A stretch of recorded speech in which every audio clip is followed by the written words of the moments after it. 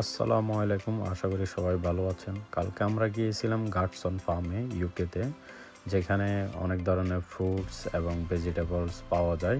সূর্যমুখী বাগান দেখলাম, যেখানে আমরা চাইলে সূর্যমুখী নিতে পারবো। আমরা ভাবছিলাম ছবি তুলবো, পরে এখানে খেয়াল করলাম এখানে বিনস এবং কর্ন পাওয়া যায়, ভুট্টা পাওয়া যায়। আমি একটা ব্যাগ নিলাম, ব্যাগের মধ্যে নেওয়ার জন্য ভুট্টা বাগানে ঢুকলাম। ঢোকার পরে খেয়াল করলাম এখানে ভুট্টা আসলে হয় নাই, ফুল হয়েছে।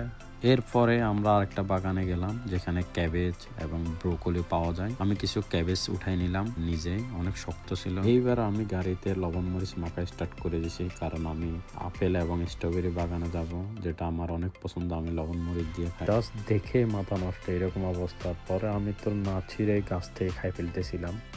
ওরা আবার দেখতে চাইলো আমি কি দিয়ে খাইতেছি। এটা ফিনিশ করে পাশে একটা ভেজিটেবল গার্ডেন ছিল, ওখানে যাওয়ার পর আমার মনে হলো আমার স্ট্রবেরি খাওয়া উচিত, তাই আমি চলে যাই স্ট্রবেরি গার্ডেনে। ওখান থেকে কিছু স্ট্রবেরি পিক করি এবং কিছু আমরা গাড়ির মধ্যে এনজয় করি। ফিনিশ করে আমরা লন্ডন ব্যাক করি এবং বেশ কিছু স্ন্যাক্স ট্রাই করি। আজকের দিনটা অনেক ভালো কাটলো আমাদের। ইনশাল্লাহ দেখা হবে নেক্সট কোনো ভিডিওতে। আল্লাহ হাফেজ, সবাই ভালো থাকবেন।